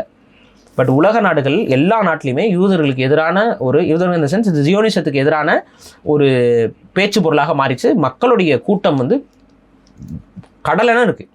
இங்கே தமிழ்நாட்டில் ஏன் அந்த அளவுக்கு கடலென கூட்டம் வரல அப்படின்னா, இதை இந்த முன்னெடுக்கிறதுக்கான எந்த ஒரு முன்னெடுப்புமே தமிழக அரசு அனுமதிக்கலை. அதான் எடுத்தாங்களேங்க, திராவிட சத்யராஜ் திராவிட தரப்பு எடுத்துச்சு. ஏன் கூட்டம் வரலைன்னா அவங்க மேலே மக்களுக்கு நம்பிக்கை இல்லை. அதாவது இவங்க மேலே ஒரு சாயம் விழுந்துருன்னு பயப்படுறாங்க மக்கள். இல்லை, இது இவங்க எல்லாம் வந்து சும்மா நடிக்கிறாங்க, நாடகம் ஆடுறாங்கிறது தெரியுது. அதனால ரொம்ப சிம்பிள். நீங்கள் காசாக்காக அதிகமாக பேசுங்க, திட்டு வாங்கினாலும் பேசுகிறோம், நம்மளுக்கு எதிராக கான்ஸ்பிரசிலாம் கிளப்புறாங்க. ஆனால் அப்படி இருக்கிற நீங்கள் போயிட்டு அந்த கூட்டத்தில் கலந்துக்க முடியுமா? கிட்ட கூட போகக்கூடாது. நம்ம அது மாதிரி ஆயிடுச்சுல. அது ஒரு பொதுவானதாக இல்லை, எல்லாரும் வந்து கலந்து கொண்டுள்ளது போல இல்லை. அதனால அது ஒரு பெரிய ஒரு ட்ராக்ஷனை உருவாக்கவே இல்லை. ஆனால் நம்மளும் அதுக்கு ஒரு முன்னெடுப்பு பண்ணால் பெர்மிஷன் கிடைக்குமான்னு கேட்குறேன். கொடுக்க மாட்டாங்க. பட் அது நம்ம ஏதாவது நீதிமன்றத்தின் மூலமா அது தகைய ஒரு விஷயத்தை நம்ம பண்ணோம் அப்படின்னா தமிழ்நாடு முழுக்க மக்கள் வருவதற்கு வாய்ப்பு இருக்கு. உண்மையிலே நான் சொல்றேன். ஏன்னா ஒரு சப்போர்ட்டை காட்டுறதுக்காக ஒரு அமைதி வழி. ஆமாம், ஏன்னா மனிதர்கள் ஒரு பக்கம் நம்ம நிம்மதியாக வாழ்ந்துட்டு இருக்கிறோம், அங்கே பார்த்தீங்கன்னா கண்ணு முன்னாடி ஒரு பெரிய இனப்படுகொலை நடந்தேறிக்கிட்டு இருக்கு. நம்ம இன்றைக்கி சொல்கிறோம் ஈழத்துக்காக வந்து யாருமே அன்றைக்கி பேசலை அப்படின்னு நம்ம சொல்லிட்டு இருக்கோம். நம்ம யாருக்காக பேசுகிறோமா? இப்போ இதுதான் பிரச்சனை. நைஜீரியாவில் ஒரு பிரச்சனை ஓடிக்கிட்டு இருக்கு, அங்கே கிறிஸ்தவர்களை பிடிச்சி கொண்டுட்டு இருக்கானுங்க. இங்கே வந்து இஸ்லாமியர்கள், அதாவது பாலஸ்தீனர்களை பிடிச்சி கொண்டுட்டு இருக்காங்க. இது இஸ்லாம் அப்படின்னு சொல்ல முடியாது, பாலஸ்தீனர்கள் தான் சொல்ல முடியும். ஸோ பாலஸ்தீனர்களை பிடிச்சி கொள்றாங்க. பாலஸ்தீனில் இருக்கக்கூடிய மக்களில் கிறிஸ்தவர்களும் உண்டு. நிறைய பேருக்கு அது தெரியல. தெரியாமல் உட்காந்து நிறைய பேர் கிறிஸ்டியன்ஸ் வந்துட்டு ஒரு ஹேட்டரை மனசில் வச்சுக்கிட்டு உட்காந்துட்டு இருக்காங்க. ஆனால் உண்மையில் அங்கே பாலஸ்தீனில் கிறிஸ்தவர்களும் உண்டு, பாலஸ்தீன கிறிஸ்தவர்களையும் தான் யூதர்கள் கொண்டுகிட்டு இருக்காங்க. அங்கே அதுதான் நடந்துகிட்டு இருக்கு. ஸோ அதை புரிஞ்சிக்காம பாலஸ்தீன் போராட்டம்னா என்ன, அதுக்கு பின்னாடி இருக்கக்கூடிய பிரச்சனைகள் என்ன, அது எப்படி மடைமாற்றப்படுகிறது. ஃப்ரீ பாலஸ்தீன் அப்படின்னா இலவச பாலஸ்தீன்லாம் வந்து நக்கல் நையாண்டி அடிக்கிற இடத்துல ஒரு கொஞ்சம் கூட மனிதாபிமானம் இல்லாத ஒரு கல்லஞ்சக்காரர்கள் தான் இங்கே உட்காந்து பேசிக்கிட்டு இருக்காங்க. இதுதான் நடந்துட்டு இருக்கு. ஒரு குழந்தை கண்ணு முன்னாடி அங்கே சாகிறத இங்கே ரசிக்கிறாங்க. எத்தனை வீடியோஸ் இருக்குது தெரியுமா இணையதளத்தில்? இஸ்ரேல் சோல்ஜர்ஸ் வந்து நான் குழந்தைய கொண்டேன் ஆமாம் அப்படின்னு சொல்லி தெனாவட்டா பேசுகிற சொல்லியிருக்கீங்க. சொல்லியிருக்கேன். நான் டெய்லி ஷேர் பண்ணிட்டு இருக்கேன். ஏன் நான் உங்களோட இது வந்தாலே ஸ்கிப் பண்ணிடுறேன். ஏன் தெரியுமா, சரி அதெல்லாம் பார்க்க முடியறதில்ல. இந்த கரூரில் நடந்ததே 2 நாள் ஒரு மாதிரி டிப்ரெஸ் ஆயிடுச்சுங்க. சொன்னால் நம்ப மாட்டானுங்க. நான் சொல்கிறேன், ஸ்கிப் பண்ணாதீங்க தயவு செஞ்சு பாருங்க. ரொம்ப கொடூரமாக இருக்குங்க. கொடூரமாக இருந்தாலும் பாருங்க. நீங்கள் பார்க்கறதுக்கே உங்களுக்கு முடியல அப்படின்னா அங்கே அந்த கொடூரத்தை அனுபவிச்சுட்டு இருக்கிறான். அப்போ தான் அவன் வழி உங்களுக்கு புரியும். அடுத்த வழியை உணர்ந்தா தான் அவனுடைய சிந்தனை என்னங்கிறது புரிஞ்சுக்க முடியும். எனக்கு வழியே தெரிய வேண்டாம்னு உட்காந்துட்டு இருந்தோம்னா ஏற்கனவே நிறைய வழி இருக்குது, அதனால அதை பார்க்க முடியலன்னு சொல்றேன். அவ்வளோ கொடூரமா இருக்கீங்க. குழந்தைங்களை தொடர்ந்து குழந்தைங்களே பண்ணிருக்காங்க. அதை விட கொடூரமானது உலகம். அந்த கொடூரம் என்ன நடக்குதுன்னு தெரியணும். நிறைய பேர் என்ன இதில் வந்து கமெண்ட் பண்ணுறீங்க, தனி செய்தியில் மெசேஜ் அனுப்புகிறாங்கன்னா அதை ஏன் இப்போ ஷேர் பண்ணிட்டே இருக்கீங்க, இதை ஏன் பதிவு பண்ணிகிட்டே இருக்கீங்க அப்படின்னு. யார் தான் பேசுறது, யார் தான் பண்ணுறது? இங்கே வாய் கூசாமல் வந்து இஸ்ரேலுக்கு சப்போர்ட் பண்ணிட்டு பேசிகிட்டு இருக்கானுங்களா இல்லையா? பேசுகிறானுங்களா இல்லையா? வெக்கமா இல்லை இதெல்லாம்? ஏன்டா அங்கே ஒரு இனப்புடல் நடந்திருக்கு. நீ மனுஷனை முதல்ல பார்க்க வேண்டாம். இஸ்ரேல் என்ன அப்படியே இதாகிடுச்சா? இப்போ இஸ்ரேலை அழிக்கணும்னு ஹமாஸ் பேசுகிறாங்க. இப்போ இஸ்ரேல் என்ன பண்ணிட்டு இருக்கு? இப்படிப்பட்ட இஸ்ரேல் அழிக்கணும்னு பேசாமல் என்ன பேசுவாங்க சொல்லுங்கள், தெரிஞ்சுக்கலாம். ஆப்பர்ச்சுனிஸ்டிக்காக சில வந்து பார்த்தீங்கன்னா மத வெறியர்கள் இருக்காங்க. இஸ்லாம் மத வெறியர்கள், கிறிஸ்தவ மத வெறியர்கள், இந்து மத வெறியர்கள். இவங்கெல்லாம் வந்து பார்த்தீங்கன்னா அவங்களுக்கு ஏற்ற மாதிரி ஒரு நரேஷனை மாற்றி பண்ணுறாங்க. என்னை பொறுத்த வரைக்கும் அங்கே இருக்கக்கூடிய பாலஸ்தீனர்களை நான் முஸ்லீமாக நான் பார்க்கவே இல்லை. இதுதான் என்னோட பார்வை. அங்கே இருக்கவனா நான் மனுஷனாக தான் பார்க்குறேன். அப்படி தான் பார்க்கணும். இவ்வளோதான் விஷயம். நான் அவங்கள மனுஷனாக தான் பார்க்குறேன். அவங்கள முஸ்லீமாக நான் பார்க்கல. அந்த மனுஷனுக்கு தான் நான் சப்போர்ட் பண்ணுறேன். அங்கே இருக்க முஸ்லீமுக்கு நான் சப்போர்ட் பண்ணல. இவ்வளோ தான் நான் சொல்கிற வரது. அதே போல் சில பேர் ஒரு முஸ்லீம் அப்படிங்கிறதுக்காக நீங்கள் சப்போர்ட் பண்ணணும்னு நினச்சிங்கன்னா அது தப்பு. அதை செய்யாதீங்க. அவன் மனுஷங்கிறதுக்காக சப்போர்ட் பண்ணுங்கள். நீங்கள் இந்த போராட்டத்துக்கு வலு சேர்க்கலை பார்த்தீங்கன்னா. ஆமாம், நீங்கள் வந்து அங்கே மனுஷங்கிறதுக்காக சப்போர்ட் பண்ணுங்கள். அதே போல் வந்து ஹமாஸ் போன்ற அமைப்புகள் செய்யக்கூடிய தவறுகளையும் நம்ம வந்து நியாயப்படுத்தலைங்க. அந்த அமைப்புகள் வந்து தீவிரவாத சிந்தனை கொண்டு இருக்கு, வெறுப்பு உணர்வை வந்து மையமாக கொண்டு இயங்குது. அந்த வெறுப்பு உணர்வை மையமாக கொண்டு இயங்கும் போது பிரச்சனைகள் வரதான் செய்யும். புரியுதுங்களா? நீங்கள் இப்போ இன்னைக்கு வரைக்கும் இஸ்ரேல் வந்து இந்த போரை நியாயப்படுத்துறதுக்கு என்ன சொல்லிட்டு இருக்காங்க? மிசைல் தாக்குதல். இந்த மிசைல் தாக்குதல் செஞ்சது யாரு? ஹமாஸ். அதில் எத்தனை பேர் இறந்துட்டாங்க? ஆனால் இன்னைக்கு அந்த மிசைல் தாக்குதல் செஞ்சதுனால எத்தனை பேர் இங்கே இறந்துருக்காங்க? புரியுதா நான் சொல்கிறது? இதுதான் இங்கே பிரச்சனை. இல்லை, இஸ்ரேலே வந்து அந்த ஹமாஸ்க்கு பின்னாடி வந்து ஃபீட் பண்ணி ஒரு கான்ஸ்பிரசியும் இருக்குது. அதில் ஹமாஸுக்கு வந்து பணம் கொடுத்துருக்காங்க இஸ்ரேல். இப்போ நான் சொல்கிறது என்ன, இப்போ முஸ்லீம்ஸு ஹமாஸை சப்போர்ட் பண்ணுறது எந்த விதத்தில் நியாயம்? தப்பு. புரியுதா நான் சொல்கிறது? ஹமாஸை சப்போர்ட் பண்ணக்கூடாதுங்க. ஏன்னா ஹமாஸ் வந்து இஸ்ரேல் கவர்மெண்ட் வந்து காசு வாங்கியிருக்கான். அதுக்கு ஆதாரமே இருக்குது. வெளிப்படையான செய்தி தான் அது. இது யாரும் யூஹெச்லாம் சொல்ல, வெளிப்படையான செய்தி. அதுக்கு ஆதாரமே இருக்குது. கொடுத்தவனும் கொடுத்தேன்னு சொல்லி ஒத்துக்கிட்டான், வாங்கினேன்னு ஒத்துக்கிட்டான். அதுக்கப்புறம் அவங்க மிசைல் தாக்குதல் நடத்துகிறாங்க. இப்போ நான் கேட்குறது, நீ உங்கள்கிட்ட காசு தரேன், நீ வந்து மிசைல் தாக்குதல் பண்ணு, இப்படியே சொல்லியிருந்தா இதை காரணம் காட்டி இஸ்ரேல் வந்து இன்னைக்கு இவ்வளோ பெரிய இனப்படுகொலை பண்ணுது, தொடர்ந்து பண்ணிட்டு. புரியுது இந்த சிஸ்டமு? அவனை பொறுத்த வரைக்கும் என்னை அடிச்சிட்டான், நான் அழுகுறேன் அப்படின்னு சொல்லிட்டு போய் மக்களை போய் சாகணும். ஸோ இதை தான் பண்ணிகிட்டு இருக்கானுங்க. இதுக்கு தான் நம்ம எதிராக பேசிக்கிட்டு இருக்கோம். என்னை பொறுத்த வரைக்கும் இன்றைக்கி உலகம் வந்து விழிப்பு அடைந்து விட்டதாக தான் நான் உணர்கிறேன். காரணம் என்னென்னா, இன்றைக்கி வந்து மற்றவங்க இந்த நம்ம இந்தியாவில் வேணால் குழப்பம் இருக்குது, ஒரு ஸ்டாண்டில். இன்னொன்று என்னென்னா, இந்த மாதிரி இந்த என்ன அங்கே நடக்குதுங்கிறதே தெரியல, அங்கே யார் பாதிக்கப்படுறாங்கிறதே தெரியல, பாதிக்கப்படுறவன் யாருங்கிறதே புரியாமல் என்னமோ ஹமாஸ் தான் பெரும் போராளி கூட்டமாக மாறி இஸ்ரேலை போட்டு அடிச்சுக்கிட்டு இருக்கிற மாதிரி ஒரு கற்பனை உலகத்தில் வாழ்றவே இருக்காங்க நிறைய பேருங்க. அது எப்படின்னா பாரி, பாகிஸ்தான் மேலே இருக்கிற வெறுப்பு எடுத்துகிட்டு வந்து இங்கே இருக்கிற முஸ்லீம்ஸ் மேலேயும் காசாவில் இருக்க குழந்தைங்க மேலேயும் போட்டுறது. பாகிஸ்தான் ஒழிகன் பாகிஸ்தானுக்கு இதுக்கு என்னடா சம்பந்தம்? மனுஷனாக பார்க்காம பாகிஸ்தானியாக பார்க்குறது, முஸ்லீமாக பார்க்குறது, இதுக்குள்ளே ஒரு உளவியலை வளர்த்துக்கிறது கேவலம். இந்த கேவலத்தை இங்கே நிறைய பேர் பண்ணிக்கிட்டு இருக்காங்க. தெரிஞ்சே தான் பண்ணுறாங்க, தெரியாமலாம் பண்ணுறதில்ல, தெரிஞ்சே பண்ணுறாங்க. ஆனால் அவங்களுக்கு அதான் சொல்ல, அரசியல் பிழைத்தோருக்கு அறமே கூற்றாகுங்கிற மாதிரி அறம் தான் அவங்களுக்குலாம் கூற்றாக மாறும். ஆனால் இன்றைக்கி நான் என்ன சொல்கிறேன்னா, என்னை பொறுத்த வரைக்கும் பாலஸ்தீனம் என்பது தனிய நாடாக அங்கீகரிக்கப்பட வேண்டும். அந்த நாடு விடுதலை அடைய வேண்டும். அந்த நாட்டு விடுதலை அடைகிறதுக்கு உலக மனிதர்கள் எல்லாம் ஒருமித்த குரலாக இருந்து ஃப்ரீ பாலஸ்தீன் என்று சொல்ல வேண்டும். இல்லை, எனக்கு மாற்று கருத்தே இல்லை. என்றைக்கும் இது மாறாது. ஏன்னா அவங்க ஒரு தனித்த தேசிய இனம், அந்த தனித்த தேசிய இனம் தனித்த ஒரு அடையாளத்தோடு ஒரு தனி நாடு அடையணும். பாலஸ்தீனம் தான் இருந்துச்சு, இஸ்ரேல் இல்லவே இல்லை. இதில் எனக்கு மாற்று கருத்து இல்லை. இஸ்ரேல் என்பது உருவாக்கப்பட்டது. ஒரு பைபிள் கதைகள் மூலமாக அப்படி உங்களை நம்ப வைப்பதற்காக அவர்கள் உருவாக்கி கொண்டார்கள். மரபணு ரீதியாக அவர்களுக்கும் அந்த நிலத்துக்கும் எந்த தொடர்பும் கிடையாது. அவர்கள் செமிட்டிக் இனத்தை சார்ந்தவர்களும் அல்ல. அவர்கள் இட்டாலியை சார்ந்தவர்கள், கசாரிய யூதர்கள், கசார் பகுதியிலிருந்து வந்த யூதர்கள். இட்டாலியர்களோடு தான் அவங்களுக்கு அதிகமான மரபணு தொடர்புகள் உண்டு. ஸோ இந்த அமெரிக்காவில் போய் செட்டில் இருக்க ஜூஸ்லாம் இந்த ஒரு ரகத்தில் வருவாங்களா? இப்போ உலகத்தில் செமிட்டிக் ஜூஸுங்கிறவங்க இன்னும் இருக்கிறாங்க. செமிட்டிக் ஜூஸுக்கும் இவங்களுக்கும் எந்த சம்மந்தமும் கிடையாது. அவங்க வேற, இவங்க வேற. இன்னைக்கு ப்ரோ இஸ்ரேலாக இருக்கிறவங்க எல்லாருமே கசாரிய யூதர்களாக தான் இருக்கிறாங்க. இந்த கசாரிய யூதர்கள் தான் ஜியோனிசத்தை பின்பற்றுறவங்க. ஜுடாயிசம்ங்கிறது மதம், ஜியோனிசம்ங்கிறது யூதர்கள் மட்டும்தான் அப்படின்னு சொல்லக்கூடிய ஒரு கருத்தியல் ஆக்கம். ஜியோனிசம் இஸ் ஈக்குவல் டு நாசிசம்னு வச்சுக்கோங்க. சூப்பர்மேசி மாதிரி. சூப்பர்மேசி மாதிரி. அப்போ ஜியோனிசத்தை வந்து நம்ம எதிர்க்கிறோம், ஜியோனிச கோட்பாடுகளை நம்ம எதிர்க்கிறோம். ஜுடாயிசத்தை எதிர்க்கல. ஜுடாயிசம்ங்கிறது ஒரு ரிலீஜியன், புரியுதுங்களா? பட் ஜியோனிசம்ங்கிறது ஒரு செயல்பாடு. அந்த செயல்பாட்டை நம்ம கடுமையாக எதிர்க்கிறோம். அந்த ஜியோனிசத்தோட கோட்பாட்டின் அடிப்படையில் உலகத்தை இன்றைக்கி அவங்க தான் கண்ட்ரோல் பண்ணுறாங்க. உலகம் முழுக்க அவங்க கிட்ட கண்ட்ரோல் இருக்குது. மீடியாவிலேருந்து எல்லாமே அவங்களுக்கு கண்ட்ரோலாக இருக்குது. அந்த கண்ட்ரோல் மூலிமா அவங்க வந்து முழுக்க இன்றைக்கி இதை பண்ணுறாங்க. இந்த அடிப்படையில் இன்றைக்கி மக்கள் எல்லாம் வெகுண்டெழுந்து, அதுவும் மக்கள் சுயமாக வந்து போட்டில் போய் ஏறி கிளம்பி போய் அங்கே போய் கொண்டாலும் பரவாயில்லன்ட்டு போகிறதுக்கு நம்ம பாராட்டுகளை தெரிவித்துக் கொள்கிறோம்.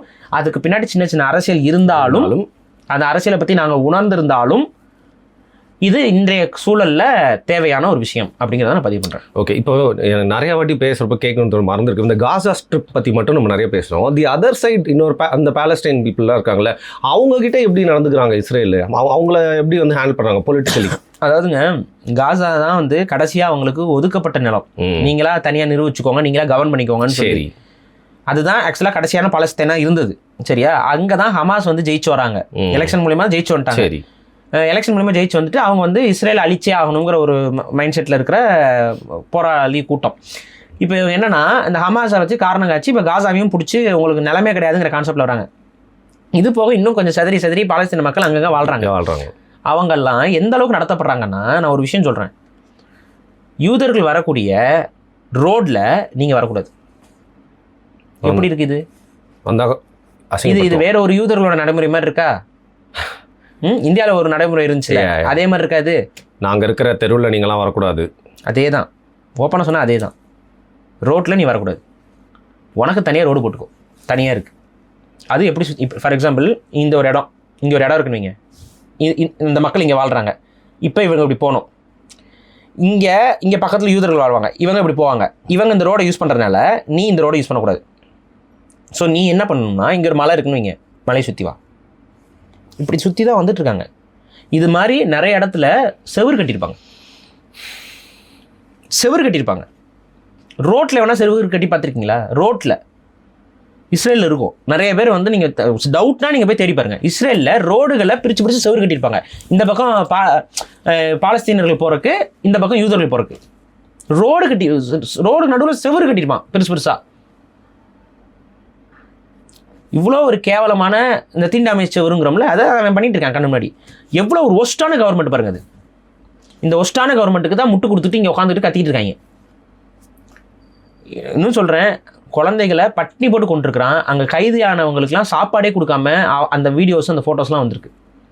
எப்படி இருந்தவங்க எப்படி ஆயிட்டாங்கிறதெல்லாம் காட்டியிருப்பாங்க. ஜெயிலில் பிடிச்சிட்டு போகிறது, சாப்பாடே கொடுக்கறதில்ல, பட்டினி போட்டு சாப்பிடிக்கிறது. ஸோ குறிப்பாக அந்த பெஞ்சமின் நெத்தானியூ வந்து ரொம்ப எஸ்கலேட் ஆயிடுச்சுல்ல இது. அதுக்கு முன்னாடி இருந்தவங்களோட இவன் அதிகமாக பண்ணிருக்கான்ல. ஏன்னா இந்த ஆளுக்கு வந்து கவர்மெண்ட் வந்து திவாலாக போகுது. சரி, இந்த ஆள் மேலே மக்களுக்கு வெறுப்பு வந்துருச்சு. கரெக்டாக ஏதோ ஒரு பிரச்சனையில் சிக்கின அந்த டைமில் தான் வந்துட்டு அரசியலில் இவன் வேண்டான்னு மக்கள் போராடிக்கிட்டு இருக்கிற டைமில் தான் ஹமாஸ் தாக்குதல் ஆரம்பிச்சு விட்டான். ஹமாஸ் தாக்குதல் அப்போ தான் நடந்துச்சு. கரெக்டாக இவனுக்கு எதிராக மக்கள்லாம் ஒரு கிளர்ச்சியாக, அவங்க இஸ்ரேல்காரங்களே கிளர்ச்சி செய்யும் பொழுது கரெக்டாக இந்த ஊழலுக்கு எதிராக சண்டை வந்துச்சு. அன்னிலேருந்து இதில் என்னன்னா, எவ்வளோ பெரிய கேவலம் பார்த்தீங்களா? ஐநா மன்றத்தில் போய் நிற்கிறாப்புல, எல்லாரும் நிற்கிறான். அதை மறந்துட்டோம் பாருங்க. இதுக்கு மேலே என்ன சொல்ல முடியும்? ஆனால் உலக கவர்மெண்ட்னால எதுனாலுமே நடவடிக்கை எடுக்க முடியல. ஏன்னா மறைமுகமாக இஸ்ரேல் தாங்க எல்லா பக்கமும் இன்ஃப்ளூயன்ஸ் வச்சிருக்கு. முக்கியமாக அமெரிக்கா, இஸ்ரேலி ஏஜென்ட்ஸு உலகம் முழுக்க பரவி இருக்கானுங்க. அவங்க வந்து எல்லா கவர்மெண்ட்டுக்குள்ளேயும் உட்காந்துக்கிட்டு அந்த கவர்மெண்ட்டுக்குள்ள செயல்பட விடாமல் லாக் பண்ணி வச்சுருக்கானுங்க. இப்போ என்ன நான் சொல்கிறேன்னா, நீங்கள் இப்போ வந்து ஒட்டுமொத்தமாக இந்த யூதர்கள், இந்த ஜியோனிசர்கள் மேலே ஒரு பெரிய வெறுப்பு வந்து உலகம் முழுக்க வந்துருச்சு. அதுதான் அந்த வெளிநடப்புக்கு உண்டான ஒரு சாட்சி. ஆமா, வெளிநடப்புக்கு உண்டான சாட்சி. இன்னைக்கு பெரிய அளவுக்கு மக்கள் கூடி பாலஸ்தீனுக்கு ஆதரவா போராடுறதுக்கான சாட்சியாகவும் அது இருக்கு. அங்க அந்த மாதிரி கூட்டம் கூடும்போது அந்த கவர்மெண்ட்ஸ் எப்படி அரெஸ்ட் பண்றாங்கன்னு பாத்திருக்கீங்களா? கண்ணு தெரியாதவரெல்லாம் தூக்கிட்டு குண்டு கட்டா தூக்கிட்டு போறாங்க. ஒரு ஜெனோசைட், அதாவது ஒரு லண்டன்ல ஜெனோசைடுக்கு எதிராக அதுல எங்கேயுமே எதுவுமே இல்லை. ஜெனோசைடுக்கு எதிராக ஒரு போர்டை வச்சுட்டு ஒரு உட்காந்து அதில் பாலஸ்தீனும் இல்லை, அதில் இஸ்ரேலும் இல்லை, ஒன்றுமே இல்லை. மனிதர்களே கொல்லாதே, ஜெனோசைடுக்கு எதிராக நான் பேசுகிறேங்கிற மாதிரி ஒரு பதாகை வச்சுட்டு ஒரு சின்ன பிள்ளை உட்காந்துருக்கு. அதை அரெஸ்ட் பண்ணுறாங்க. இப்போ அதில் என்ன தப்பு இருக்குது? அப்போ ஜெனோசைடுக்கு ஆதரவாக இருக்கே நீ, அதை போய் அரெஸ்ட் பண்ணுறாங்க. அப்போ ஜெனோசைடுன்னு தெரியுது இவங்களுக்கு. பேசாத எவ்வளோ நாளைக்கு மக்களை வந்து கட்டுப்படுத்திட்டு இருக்க முடியும் இந்த கவர்மெண்ட்ஸ்னால? இப்போவே அவங்களால கட்டுப்படுத்த முடியலன்னா கூட்டம் உண்மையிலேயே புல்லரிச்சிடும். நம்ம சில வீடியோஸ் போட முடியாது, நீங்கள் நெட்டில் போய் தேடி பாருங்கள், அந்த ஃபோட்டோஸ்லாம் இருக்கும். லட்சக்கணக்கான மக்கள், இத்தனைக்கும் அவங்களாம் வந்து பாப்புலேஷன் ரொம்ப கம்மியாக இருக்க நாடுகள், அவங்களே லட்சக்கணக்கில் தள்ளுறாங்க, அவ்வளோ நெருக்கமாக தள்ளுறாங்க. அது பார்க்குறக்கே வந்து என்னடா இவ்வளோ பேருக்கு அவேர்னஸ்னா அவ்வளோ பேருக்கு அவேர்னஸ். நீங்கள் இணையதளத்தில் போய் பாருங்கள், முழுக்க அவேர்னஸ் வந்துருச்சு இன்னைக்கு. ஸோ ஏதோ ஒரு விதத்தில் இது நன்மையை நோக்கி தான் நகர்றதா நான் பார்க்குறேன். ஆனால் அது வரைக்கும் அந்த மக்கள் அங்கே சஃபர் ஆகிறாங்க. அதை தடுக்கிறதுக்கு நம்மக்கிட்ட அதிகாரம் எதுவுமே இல்லைங்கிறது தான். நம்ம உணர்வை வெளிப்படுத்துறதுக்குனாச்சும் இந்த போராட்டங்கள் இதெல்லாம் இருக்குது. ஆனால் அங்கே ஒவ்வொரு நாளும் குழந்தைகள் சாகிறது பார்த்துக்கிட்டு தான் நம்ம சகிச்சுக்கிட்டு போயிட்டு இருக்கிற மாதிரி சூழல் தான் இருக்குது. குறிப்பாக இந்தியாவில் குறிப்பாக அப்படி தான் இருக்குது. ஒரே விஷயம், தயவு செஞ்சு என்னோட இன்ஸ்டாவில் யாராவது ஃபாலோ பண்ணுறதுங்கன்னா அதெல்லாம் நான் போடுறது மட்டும் இல்லாமல் நீங்களும் எடுத்து பரப்புங்க. நீங்களும் உங்கள் ஸ்டோரியில் வைங்க. அதை பார்த்து உங்கள் ரிலேட்டிவ்ஸ் இவங்களுக்குலாம் தெரிய வரும், என்ன நடக்குதுன்னு தெரிய வரும். ஏன்னா இதெல்லாம் நியூஸ் மீடியாஸ் ரிப்போர்ட் பண்ணுறதில்ல, எந்த மெயின் ஸ்ட்ரீம் மீடியாலையும் இந்த வீடியோஸ் வரதில்லை, சேனல்ஸில் வரதில்லை, காட்ட மாட்டேங்கிறாங்க, போராட்டத்தோட காட்ட மாட்டேங்கிறாங்க. இப்போ நீங்கள் உலக செய்திகள்லாம் பார்த்துட்டு இருக்கீங்களா? ஏதாவது வருதா? இந்தியன் தக்காளி திருவிழா தான் வருது. இந்தியன் மீடியாஸு பாலஸ்தீனுக்கு ஆதரவு இவ்வளோ பெரிய மக்கள் பெருந்தரெல்லாம் போராடுறாங்க, குளோபல் ஃப்ளோட்டிலாவை பற்றியுமே வரல, எந்த நியூஸும் வரல. நீங்கள் பார்த்தீங்களா? உலக செய்திகள் வரவே மாட்டேங்குது. ட்விட்டரில் தான் அதிகமாக பார்க்குறேன். அப்போ இந்தியன் மீடியாஸ் யார் கண்ட்ரோலில் இருக்குது? இஸ்ரேல் கண்ட்ரோலில் இருக்கா? கேள்வி வருமாறாதா? உலகத்தில் நீ இஸ்ரேலுக்கு ஆதரவாக பேசு, எதிராக பேசு, அது ரெண்டாவது. உலக செய்தியை காட்டுறதுல உனக்கு என்ன கேடு? இந்தியன் மீடியாஸ்க்கு எதுக்கு யூதனுக்கு இவ்வளோ ஒரு ஆதரவு? இவ்வளோதான் கேள்வி. ஒரு சேனல்ல வரலைங்க. இங்கே நமக்கு தமிழ்நாட்டிலாம் எனக்கு தெரிஞ்சு நியூஸே வரல. நானும் பார்க்குறேன், வந்து ஃப்ளோட்டில் கைது ஆகும்போது வரல, ஸ்டார்ட் பண்ணும்போது வரல, மக்கள் பெருந்தெல்லாம் அங்கங்கே போராடும் போது காட்ட மாட்டேங்கிற. உலக செய்தி நீ எதை காட்டிக்கிட்டு இருக்க? எதையோ ஒன்றுக்காகாதையா காட்டிக்கிட்டு இருக்க. உலக செய்தினா மோடி எங்கே போகிறாரு வராரு, இதுதான் உலக செய்தி இவங்களுக்கு.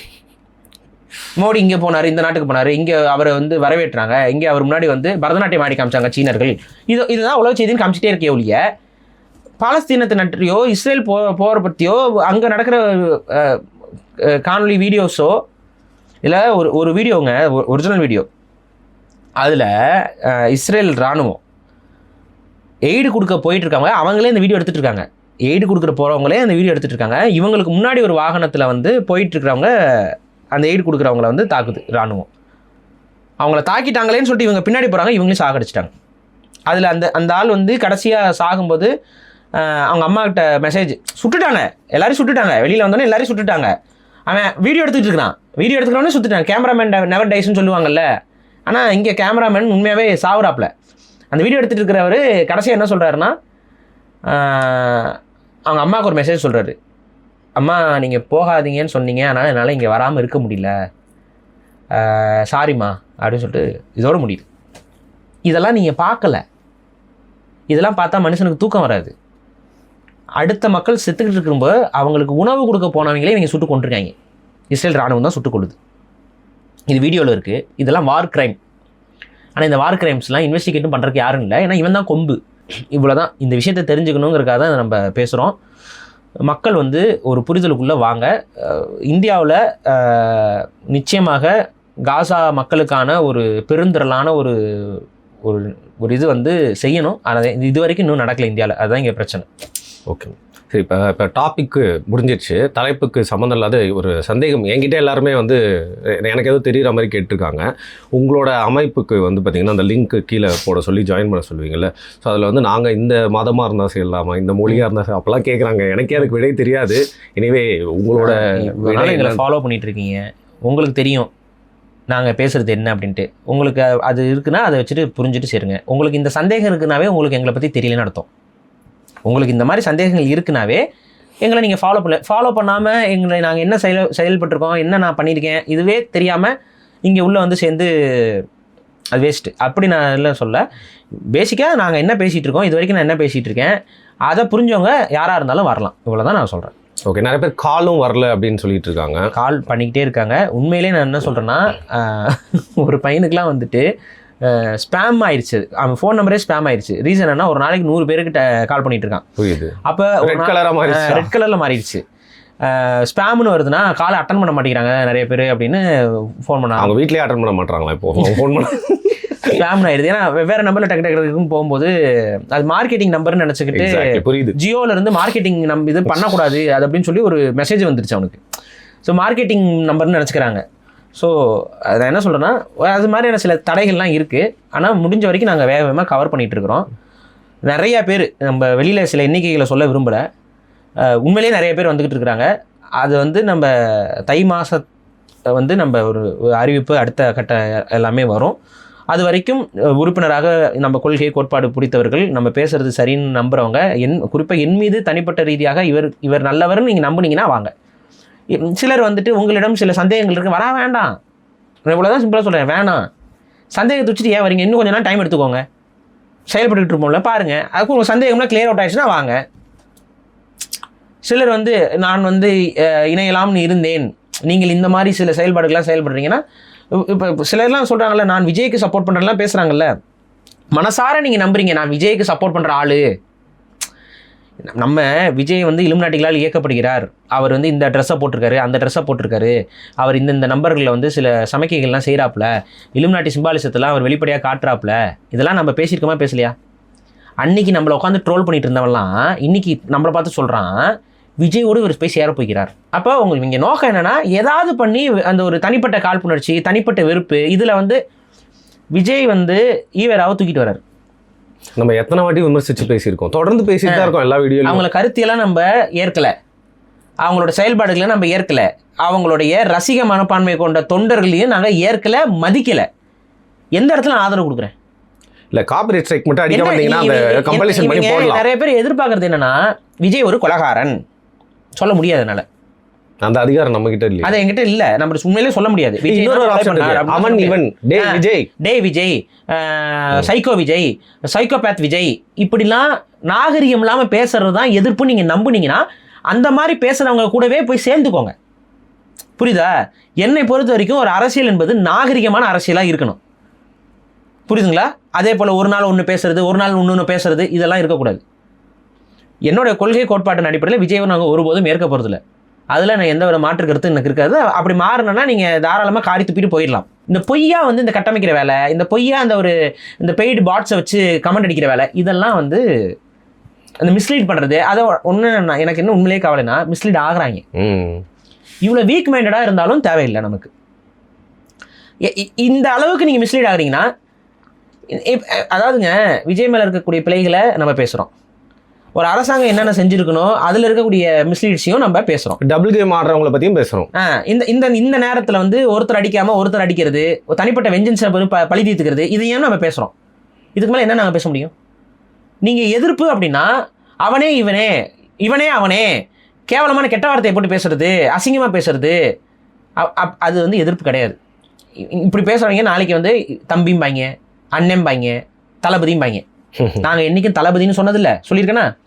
என்னைக்காவது தளபதி விஜய் நான் சொல்லியிருக்கேனா? என் வாயிலேருந்து என்னைக்காவது வந்திருக்கேன் அந்த வார்த்தை? நடிகர் விஜய், நடிகர் விஜய், தளபதி விஜய்லாம் என் வாயிலேருந்து வந்ததே இல்லை. சகோதரன் கூட சொன்னதில்லை. விஜய் அவர்கள், விஜய் இவர்கள், இவ்வளோதான். எங்களை பொறுத்த வரைக்கும் எந்த இடத்துல அவர் வைக்கணுமோ ஆரம்பத்துலேருந்து நாங்கள் வந்து அவரை கூப்பிட்டு துணை முதல்வர் ஆக்கணும்னு சொல்லலை.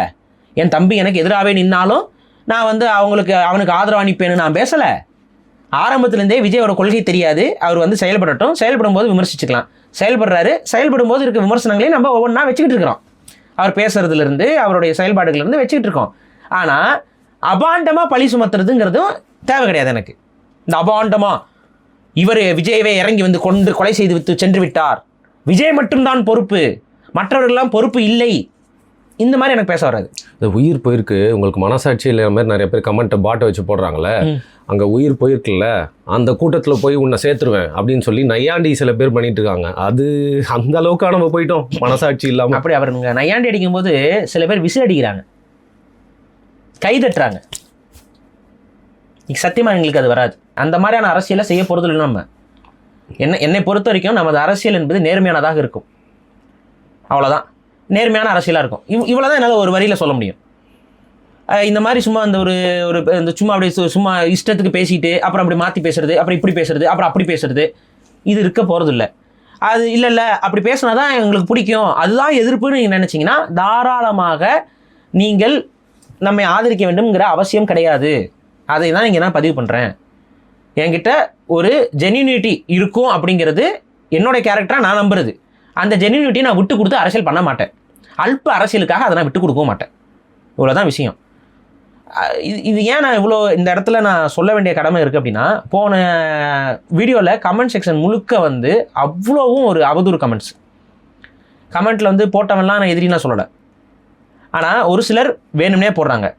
ஒரு சிலர் நம்ம பேசுறதுல அந்த மாண்பா பேசுறதே தப்பா புரிஞ்சுக்கிட்டு நீங்க என்ன சொல்ல வரீங்கன்னா, விஜயோட கூட்டத்தில் ஏற்பட்ட அந்த மரணத்திற்கு விஜய் முழுமையாக பொறுப்பேற்கணும் அப்படிங்கிறீங்க. சரி, இப்போ கோயில் திருவிழாவில் மரணம் ஏற்பட்டால் அந்த கடவுள் முழுமையாக பொறுப்பேற்கணுமா? அதுக்கு என்ன பதில் சொல்லுவீங்க? அதுக்கு என்னங்க பதில் வரும்? இப்போ ஒரு கோயில் திருவிழா நடக்குது, அந்த கோயில் திருவிழா நெரிசலில் இறக்குறாங்களா, இறந்துருக்குறாங்க, இது மாதிரி. இப்போ அந்த கடவுள் தான் காரணமா? கடவுளை பார்க்க தான் போனாங்க, அந்த அந்த கோயில் நிர்வாகம் தான் காரணமா? அப்போ நீங்கள் என்ன சொல்லுவீங்க? ஏற்பாடு சரியில்லை. இப்போ இது ரோட் ஷோக்கு ஏதாவது ஏற்பாடு இருக்கா? கட்சிக்காரங்க தரப்புல இருந்து போலீஸ்கிட்ட பர்மிஷன் வாங்கணும், போலீஸ் வந்து பாதுகாப்பு கொடுக்கணும், இவ்வளோதானே? அப்போ இங்கே வந்து மிஸ்டேக்கில் வந்து நான் ஒரு விஷயம் தெளிவாக சொல்லிட்டேன். விஜய் ரசிகர்கள் வந்து ரொம்ப கேவலமாக நடந்துக்கிறாங்க, அதில் எனக்கு மாற்றுக்கிறதே கிடையாது. அவங்க அதுக்கு பொறுப்பு ஏற்கணும், வருந்தி ஆகணும், அதை நம்ம சொல்லியிருக்கோம். அதுக்கு விஜய் மன்னிப்பு கேட்கணும்னு நான் சொல்லியிருக்கேன். எந்தெந்த இடத்துலலாம் அவங்க தப்பு இருக்கோ அதை நம்ம ஹைலைட் பண்ணி பேசியிருக்கிறோம். ஆனால் அட் த சேம் டைம் சில கவர்மெண்ட் பார்த்துக்க வேண்டிய சில விஷயங்கள், ஒரு 1000கணக்கான பேர், 2000 பேர், 3000 பேர், 5000 பேர் வந்து ஒரு இடத்துல கூடுறாங்க அப்படின்னா காவல்துறை சில விஷயங்களை அவங்க நடைமுறையில் படுத்தணும். அதெல்லாம் அங்கே நடந்துச்சா? இதை பற்றியான டிஸ்கஷன் வேணுமா வேணாமா? நடந்திருக்கலாம், எல்லாமே சரியாகவே இருந்திருக்கலாம், அதையும் மீறி இது ஒரு நடந்திருக்கலாம். ஆனால் இதை பற்றி யாராவது பேசுனாங்களா? நீதிமன்றமே எழுப்பின கேள்வி தான் கேட்டிருக்கீங்க. நீதிமன்றம் இப்போ அதுக்கு அடுத்து நமக்கு காவல்துறை பற்றி கேள்வி கேட்டிருக்காங்களா? இந்த கேள்வியை தானே நம்ம கேட்டோம். நீங்கள் நீதிமன்றம் அந்த கேள்விகளை கேட்டிருக்காங்க. நீதிமன்றம் விஜயை பார்த்து என்னென்ன கேள்வி கேட்டாங்க? தலைமை கேள்வின்ல அவர் வந்து தலைமை இதுக்கே வந்து அவர் அது ஒன்று சொல்லியிருக்காங்க. அதுக்கு அடுத்து சில கேள்விகள் கேட்டிருந்தாங்க. ஆமாம், என்ன ஏற்பாடு பண்ணீங்க உங்கள் தரப்புல இருந்து, ஏன் உங்கள் கூட்டம் வந்து ரசிகர் மாதிரி இது இல்லாமல் ரொம்ப தப்பா, இதெல்லாம் நம்மளும் பேசிட்டோமா இல்லையா? கம்பலேஷன் வீடியோ எடுத்து போட்டுடலாங்க. இங்கே எல்லாமே சரியாக நடக்குதானா? இல்லை. இங்கே கைது செய்யப்படுறவங்களும் இங்கே வந்து விசாரிக்கப்படுறவங்களும் ஏர்போர்ட் முடித்தி தூக்கிட்டு போனாங்க. இது நியாயப்படி நடந்திருக்கா? இது நியாயப்படி நடந்திருக்கா? நீங்களே சொல்லுங்கள். செட்டப். இந்த கமெண்ட் அடிக்கிறவங்களே சொல்லுங்கள். செட்டப். அப்படி எப்படி வேணாலும் என்ன வேணாலும் சொல்லி கைது பண்ணலாங்கும் பொழுது கைது பண்ணி ஏர்போர்ட் முடித்து போயிட்டனால அவருக்கான அரசியல் ஏதாவது நடக்க போதா? அவர் வெளியில் இருந்தால் நல்லதா, உள்ளே இருந்தால் நல்லதா? அவர் வெளியில் இருந்தால் தானே அரசியல் செய்ய முடியும், அரசியல் பேச முடியும். இப்போ அவர் உள்ளே போயிட்டார், எத்தனை பேர் கண்ணீர் வடிச்சிட்டு இருக்கீங்க? மறந்தே இருப்பீங்க, கரெக்டா? இப்போ நான் சொன்னதுக்கப்புறம் தான் நீ ஆமாம்ல அப்படின்னு யோசிப்பீங்க. இன்னும் வரலையா அவருன்னு நினைப்பீங்க. இதுதான் இங்கே பிரச்சனை. நீங்கள் ரொம்ப வீக்காக இருக்கீங்க. எங்களுக்கு தெரியும் எதை பேசணும், எதை பேசுனா சட்ட ரீதியான நடவடிக்கை அவங்களால எடுக்க முடியாது, எது வந்து வரம்பு, எது வந்து வரம்பு. இப்போ நான் கூட நாளைக்கே வந்துட்டு சிஎம் சார்னு மரியாதை இல்லாமல் பேசுகிறாருன்னா சொல்லி பேசலாம். ஆனால் அப்படி பேசும்போது வேணால் எனக்கு ஒரு பாதுகாப்பு வரலாம், ஒரு பாதுகாப்பு சூழல் உருவாகலாம். இவங்க மேலே இப்போதைக்கு கை வைக்க வேண்டாம் அப்படின்னு ஒரு பாதுகாப்பு சூழல் உருவாகலாம். ஆனால் அந்த பாதுகாப்பில் நான் விரும்பலை. என்னை பொறுத்த வரைக்கும் எது உண்மையோ அதை நியாயமாக எங்கே கேள்வி கேட்கணுமோ அந்த கேள்வி கேட்குறேன். எந்த மிஸ்டேக்ஸ் இருந்துச்சுன்னா இவங்க மேலேயும் தப்பு இருக்குது, அவங்க மேலேயும் தப்பு இருக்குன்னு ரெண்டையும் சமமாக சொல்கிறேன். அதுக்கப்புறமும் நடவடிக்கை எடுத்தால் okay, I will face it. ஆனால் இந்த நியாயமும் நேர்மையும் என்னிடம் இருக்குங்கிறத மட்டும்தான் என்னால் உத்தரவாதம் கொடுக்க முடியும். சரி, ஓகே. விடுங்க, வாழ்க்கையில் எவ்வளோ பார்த்துட்டோம். ஏன்னா போன மாதம் ஒரு அக்காவை நான் வந்து என் அக்கா அப்படின்னு நினச்சி தலையில் தூக்கி வச்சு ஆடினேன். இந்த மாதம் அந்த அக்கா என் நெஞ்சிலேயே குத்திட்டாங்க. அந்தளவுக்கு வாழ்க்கையில் பல ஏமாற்றங்களை பார்த்து தான் போயிட்டு இருக்க வேண்டியிருக்கு. இனிமே நன்றி பாரு. அக்கா உங்கள் நெஞ்சில் குத்துன மாதிரி குத்துனவன் கதறிட்டு இருந்தேன், நானும் பார்த்தேன்.